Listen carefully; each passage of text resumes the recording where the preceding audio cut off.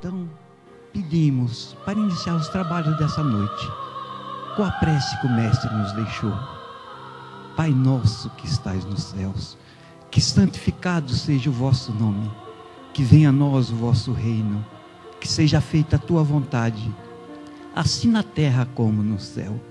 O pão nosso de cada dia nos dai hoje, e que seja perdoada as nossas ofensas, assim como nós procuramos perdoar aqueles que têm nos ofendido, e que jamais nos deixeis cair em tentação, mas que livrai-nos de todo mal, e que assim seja, graças a Deus.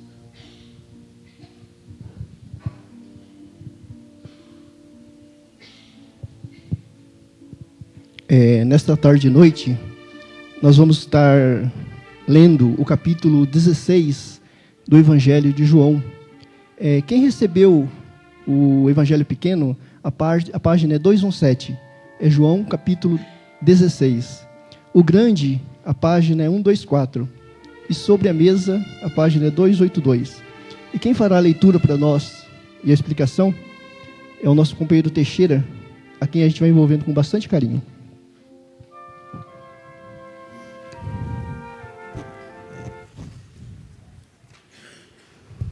Eu já falei boa tarde, né?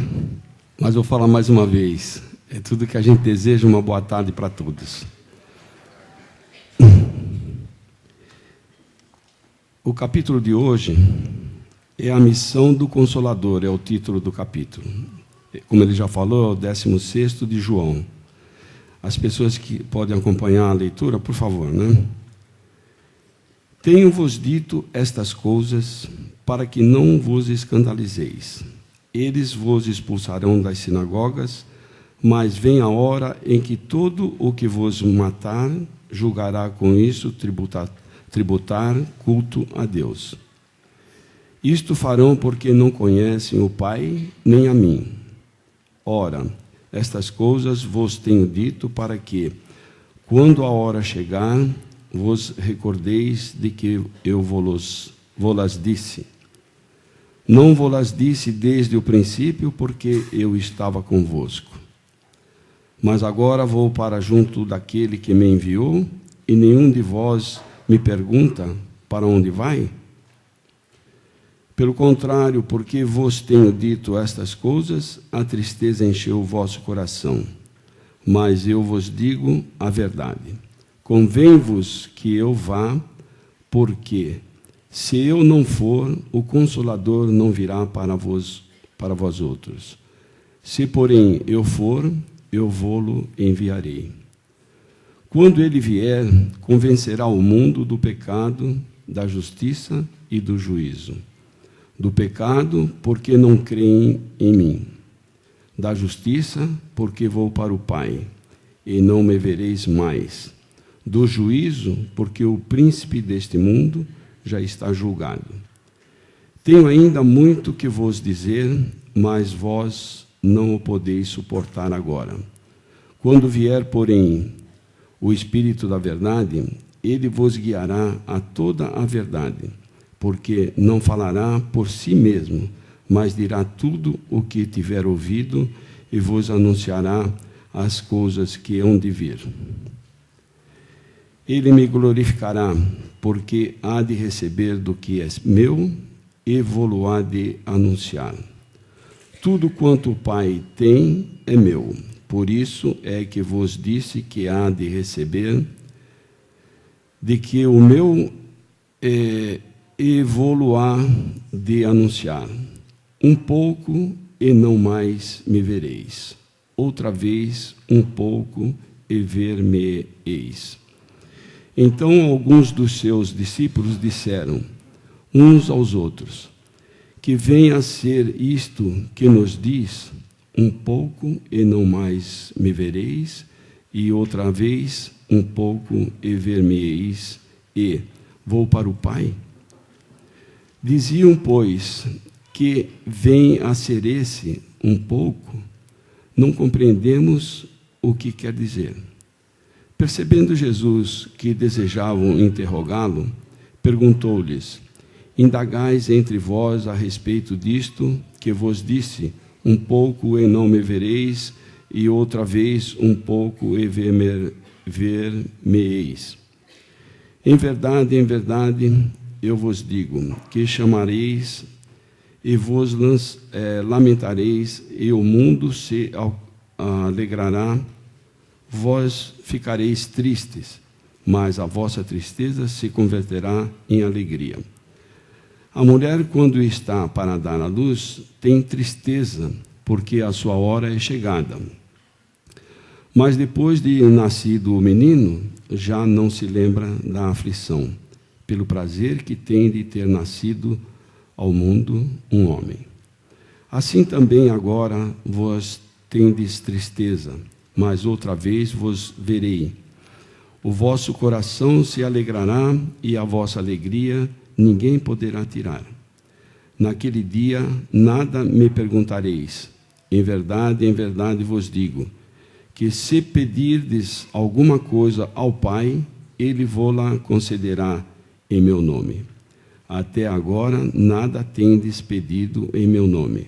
Pedi e recebereis, para que a vossa alegria seja completa. Estas coisas vos tenho dito por meio de figuras. Vem a hora quando não vos falarei por meio de comparações, mas vos falarei claramente a respeito do Pai. Naquele dia pedireis em meu nome, e não vos digo que rogarei ao Pai por vós, porque o próprio Pai vos ama, visto que me tendes amado e tendes crido e que eu vim da parte de Deus. Vim do Pai e entrei no mundo, todavia deixo o mundo e vou para o Pai. Disseram os seus discípulos, agora é que falas claramente e não empregas nenhuma figura. Agora vemos que sabes todas as coisas e não precisa de que alguém te pergunte. Por isso cremos que, de fato, vieste de Deus. Respondeu-lhe Jesus, credes agora? Eis que vem a hora, e já é chegada, em que sereis dispersos, cada um para a sua casa, e me deixareis só. Contudo, não estou só, porque o Pai está comigo. Estas coisas vos tenho dito para que tenhais paz em mim. No mundo passais por aflições, mas tendes bom ânimo, eu venci o mundo. Então, nós verificamos o capítulo de hoje, mais um grande ensinamento de Jesus, mais uma preparação. O Mestre veio realmente para nos tranquilizar, para nos trazer a paz dele, né? E hoje nós podemos perceber, nesse capítulo, a missão do Consolador. O Consolador é Jesus, né? Veio para consolar, para nos trazer confiança no plano espiritual. E veio nos mostrar também que enviará o Espírito da Verdade, né? Para nos esclarecer sobre os ensinamentos dele. Então, nós verificamos aqui no comecinho, tenho-vos dito estas coisas para que não vos escandalizeis. Quer dizer, para que a gente não se preocupa. Ele está alertando, está nos preparando para que a gente não se escandalize, quer dizer, não se preocupe, não fique atormentado pelas coisas que vão acontecer. A impressão que dá, inicialmente, é que ele está explicando só para os apóstolos dele. Mas essa informação, essa explicação, esse ensinamento dele é para toda a humanidade, para todos os tempos, né? Diz ele o seguinte, eles vos expulsarão das sinagogas, mas vem a hora em que todo o que vos matar julgará com isso tributar culto a Deus. Ele diz o seguinte, nesse trecho, ele quer dizer que eles expulsarão da sinagoga. A sinagoga, naquele tempo, era um templo, né? Um templo religioso. E simbolicamente são todos os templos. É um centro espírita, é uma igreja católica, uma casa de oração, de crente, ou seja lá o que for, né? Então, ele está dizendo que eles nos expulsarão das sinagogas. Quer dizer, haverá dirigentes espirituais que não aceitará o ensinamento de Jesus. Então ele vai modificar, vai expulsar das sinagogas, das casas de orações. Haverá duelo entre as religiões. E que nós percebemos, veja bem, ele disse naquela ocasião, e até hoje nós percebemos esse duelo entre as religiões. Uns acham que são donos da verdade, outros que são, e assim por diante, né? E isso nos faz lembrar o fundador da casa, o Dr. Nelson. Eu que vim de uma religião católica, me senti muito bem quando eu ouvi ele falar isso. Ele falou o seguinte: não é o rótulo da religião que vai nos salvar, mas sim as nossas atitudes. Que beleza! Então nós podemos perceber que a nossa atitude independe da religião. É bem verdade que ela nos auxilia na nossa conduta, modificando o nosso pensamento, alterando a nossa forma de pensar, de agir, mas a pessoa pode ter uma ou outra religião, ou nem ter religião. Se ele tiver um comportamento cristão, ele está bem.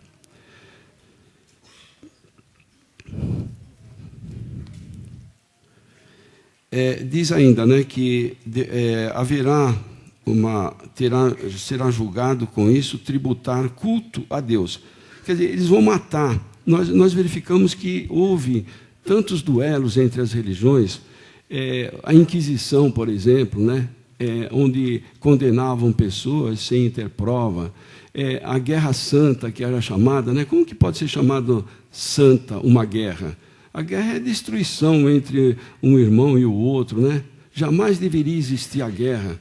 Se o homem entendesse um pouquinho mais dos ensinamentos de Jesus, não haveria a guerra que existe entre os povos, e entre as nações e entre as pessoas. Isso que é o pior. A guerra não é só com armamento bélico, né? A gente sabe que dentro do lar mesmo existe a guerra, às vezes entre o marido e a esposa, os filhos, e poderia ser tão diferente desde que a gente seguisse os ensinamentos de Jesus, que é: amai-vos uns aos outros como eu vos amei. Então seria tudo mais tranquilo, haveria harmonia, haveria vontade de ajudar o semelhante. Aquele que estivesse em pior situação receberia a ajuda daquele que está em melhor situação. Situação espiritual que a gente fala, né? Isto farão porque não conhece o Pai nem a mim. Exatamente. Jesus falava que ele estava no Pai e o Pai estava nele. O que significa isso? Aquela sintonia constante. Ele estava constantemente obedecendo às ordens do Pai, fazendo a sua tarefa de acordo com as instruções de Deus. Então quem estava acreditando nele, estaria acreditando em Deus. É como se fosse um exemplo mais grosseiro, um gerente, um líder, um chefe que tem a sua equipe, prepara bem a sua equipe. Se aquela equipe for leal, estiver realmente com vontade de executar a tarefa, ele está exatamente fazendo o que o chefe diz. Então, tanto faz o chefe estar ali ou não está, ele vai executar aquilo conforme o planejamento. Então, por isso que Jesus falava, quem acredita, eles faziam isso porque não acreditavam nem em Deus, nem nele.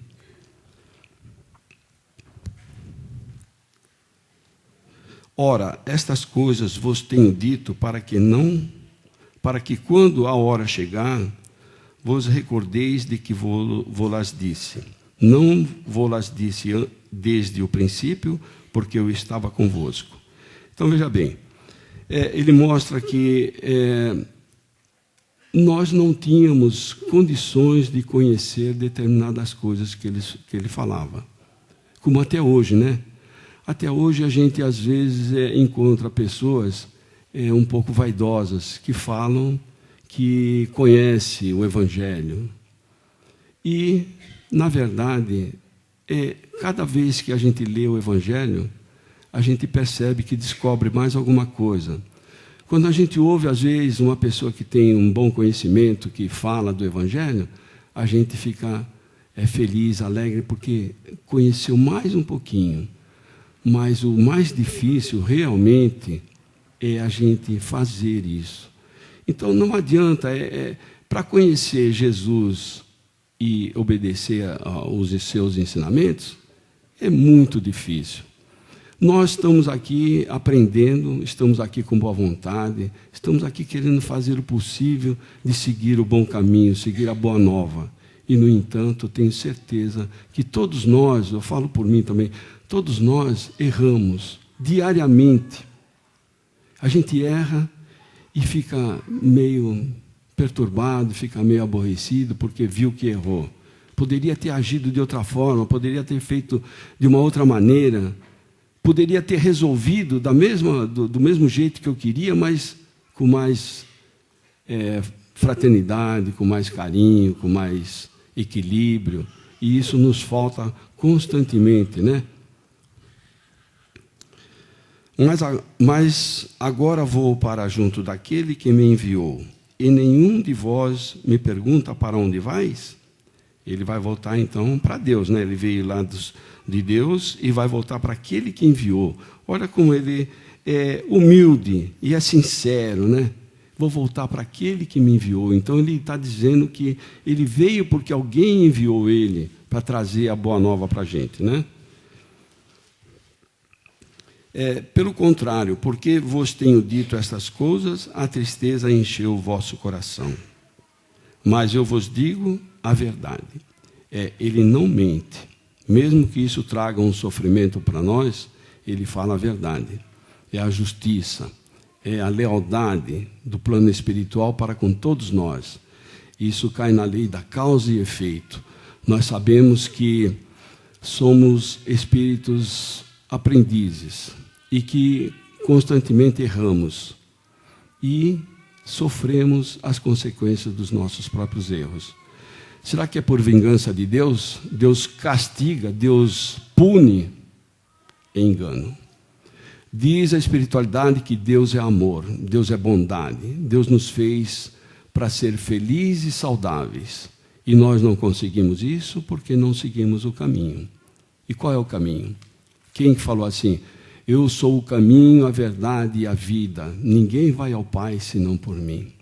É Jesus.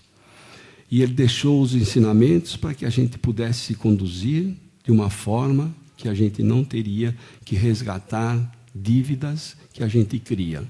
Então, quando nós passamos por problemas de toda ordem, seja lá financeira, seja moral, seja espiritual, seja sentimental, temos a certeza que foi por erro nosso mesmo. Então, caímos na lei da causa e efeito, da ação e da reação.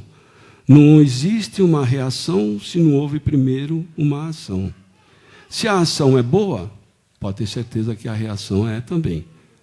E ao contrário, né? Se a ação não for boa, a reação não pode ser também. Mas eu vos digo a verdade, né? Convém-vos, veja bem, convém-vos que eu vá, porque se eu não for, o Consolador não virá para vós outros. Se, porém, eu for, eu vou lá enviarei. Ele vai enviar o Consolador. Então, ele precisa ir por quê? Porque este planeta faz parte do seu controle. Ele é o governador espiritual do nosso planeta. Deus colocou nas mãos de Jesus toda essa humanidade, que soma em torno de 26 bilhões, né, de espíritos, se não me engano, né? 6 bilhões e pouco está aqui encarnado, o restante está desencarnado. Então, ele é o comandante, ele é o governador de todo esse pessoal. E ele está trabalhando constantemente para nos auxiliar, para nos elevar, para que a gente possa ganhar a felicidade, para que a gente possa, pelo menos, permanecer nesse planeta quando ele está passando por essa transição de planeta de prova e expiação para planeta de regeneração, né? Que vai melhorar o ambiente do planeta. Veja que interessante. Entrando numa partezinha do Apocalipse, né, nós sabemos que o planeta é chamado vulgarmente de chupão, né? É o planeta que vai atrair os espíritos que ainda não estão em condições de permanecer na Terra, vão ser atraídos por afinidade. Ninguém vai jogar ninguém lá no outro planeta, né? Mas vai ser atraído por afinidade, e aqui vão ficar, então, aqueles que estão em melhores condições amorosas, para ter uma vida melhor, né? É tudo que a gente quer, né? Tomara que a gente seja atraído, não por ele, mas que continue aqui mesmo, né? Quando ele vier, convencerá o mundo do pecado, da justiça e do juízo. Quando o Consolador vier, né? Um Consolador. Do pecado, porque não crê em mim. Por que pecado? Pecado é a falta de crença, é o erro, né? Aqui acho que explica ainda, deixa eu ver uma coisa aqui. Da justiça, porque vou para o Pai, e não me vereis mais. Não verá mais Jesus fisicamente, né? Ele estava falando para os apóstolos aí. Mas nós podemos ver Jesus a todo instante na nossa mente, no nosso coração. E é uma verdade, se a gente procurar se concentrar realmente, é que a gente é difícil se concentrar. Eu falo por mim, a gente concentra um pouquinho assim, pede a Deus tal, mas não raciocina realmente em torno daquilo. Se a gente pedir a Jesus que nos ajude, pode ter certeza que nós vamos sentir Ele no coração. Nós vamos sentir a presença dEle. Por quê? Porque modifica o ambiente. Quando nós pensamos realmente, com fé, com vontade, modifica o ambiente. A gente melhora, a gente sente mais paz, as pessoas melhoram. E se não melhorarem, se a gente está vendo que alguém está perturbando, a gente consegue, se está com ele mesmo, né? A gente consegue pedir em favor daquela pessoa, ao invés de querer criticar aquela pessoa. Se nós pudéssemos constantemente, ao invés de criticar o nosso semelhante, a gente orar em favor dele, a gente ia se sentir melhor e cairia naquela lei divina de novo, da causa e efeito. Então a gente perdoaria um, ajudaria outro, direcionaria fluidos benéficos para outro, fluidos positivos para outro, e tudo isso iria e voltaria para a gente, nos fortalecendo, nos fazendo feliz. De forma que a gente nem entenderia essa paz, essa tranquilidade, essa felicidade. Por quê? Porque estaríamos distribuindo energia positiva. Por isso que nós constantemente aprendemos que devemos ter o pensamento positivo, não devemos falar coisas más. Me veio até na ideia uma historinha que não estava na programação, mas eu vou contar. O Dr. Nelson contava uma historinha interessante. Ele falou, em uma ocasião, o seguinte, que construíram um teatro, um belo de um teatro, né, numa cidadezinha. E daí, quando estava pronto, eu estou resumindo o máximo, né? Assim que estava pronto o teatro, então o engenheiro chamou as celebridades da cidade para ver o teatro, antes de inaugurar. Olha, vejam que beleza, a arquitetura, isso e aquilo, as cadeiras, a beleza, a pintura e tudo mais, estavam mostrando para aquela celebridade. Então tinha prefeito, deputados, etc., pessoas do meio político e tudo mais, né? E quando eles entraram no palco, ele falou, esse palco foi construído tecnicamente, espetacularmente, não sei, ele levou lá o palco, né, e falou assim, procurem ver como é que fala quando tem um som maravilhoso, como é que é? Acústica desse teatro. Alguém aí canta uma música, ou grita, ou fala alguma coisa, né? Bem alto, que é para ver a acústica desse teatro. Então uma pessoa falou assim, Jesus é a salvação. Aí todo mundo olhou um para o outro, né? Estranhou aquele ambiente, né? Só de política, e uma pessoa falou isso, né? Bom, ficaram quietos, de repente apareceu um operário na porta e falou assim, quem disse Jesus é a salvação? Ele falou, fui eu, por quê? Olha, eu vim agradecer. Ele estava com uma arma na mão, né? Falou assim, eu trabalhei nesse teatro e ganhava o dinheiro, levava para minha família comer, sou uma pessoa muito pobre, e o teatro está pronto, eu perdi meu emprego. E fiquei desesperado, porque eu sei que a minha família vai passar fome, eu não sabia o que fazia, e no desespero eu estava pronto para me matar aqui dentro mesmo, onde eu fiz meu último trabalho. Eu ia me suicidar. E quando essa pessoa falou, Jesus é a salvação, eu refleti e confiei e não quero me matar. Então ele agradeceu. Daí o engenheiro falou assim, você pode passar no escritório, toma meu cartãozinho, que nós temos outra obra para fazer e você vai seguir com a gente. Então isso mostra o quê? Que nós devemos ter o cuidado para falar. Tudo que nós falamos tem uma repercussão. Imagine se essa pessoa falasse uma besteira qualquer lá. O homem tinha se matado. No entanto, ele alertou, ele falou uma coisa boa. Por isso que a gente não deve criticar o nosso semelhante. Quando tivermos que falar alguma coisa, vamos falar dos bens dele, né? Tem outra passagem que todo mundo deve conhecer. Estou me estendendo nessa parte que eu acho tão importante. Que Jesus está caminhando com os apóstolos, ele ia indo para outra cidade. Naquela época era mais a pé, né? Eles iam indo e tal. Quando chegou num determinado lugar lá, um cruzamento, que eles viraram uma rua, se depararam com um cão. Um cão já morto há algum tempo, estava se deteriorando, e aparecia a dentária dele, e aquele mau cheiro, nós sabemos que é um mau cheiro danado, né? Então os apóstolos quiseram proteger Jesus. Mestre, vem aqui, esse mau cheiro, tudo. Não, tenha calma.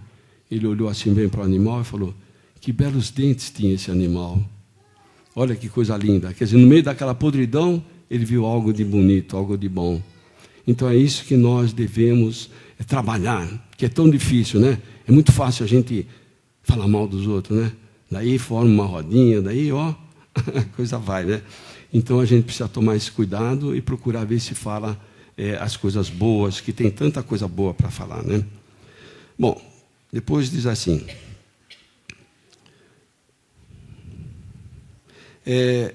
Então, alguns dos seus discípulos disseram uns aos outros, quem vem a ser isto? Que vem a ser isto?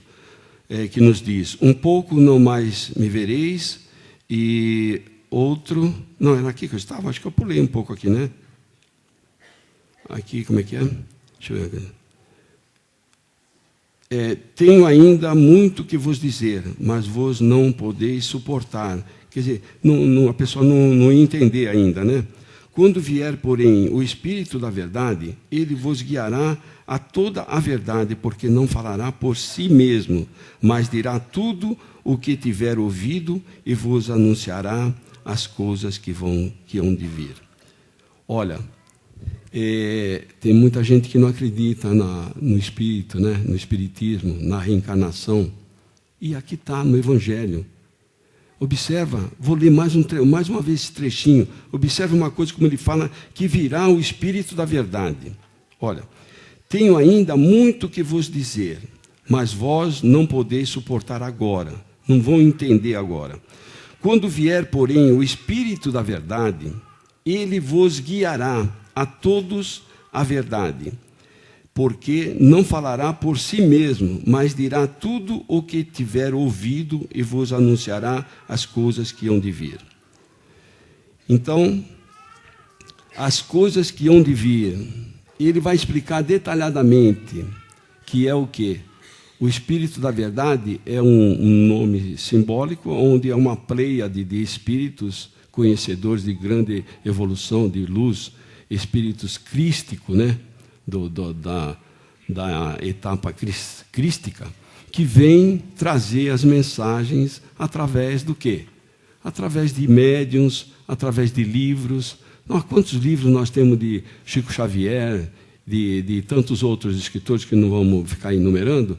Por quê? Trazendo a mensagem. E não é um que traz, são vários espíritos que passam mensagens, tanto para um como para outro médium, para que a gente tenha o conhecimento do Evangelho de Jesus, que é muito difícil de entender, né? As pessoas, tem alguns que falam que é fácil de entender, eu acho muito difícil, de uma grande responsabilidade. Tenho receio de falar sobre o Espiritismo, sobre o Evangelho de Jesus, porque é de uma grande responsabilidade. E aqui ele deixa claro que enviará, e ele nos vai anunciar, vai mostrar tudo que tem.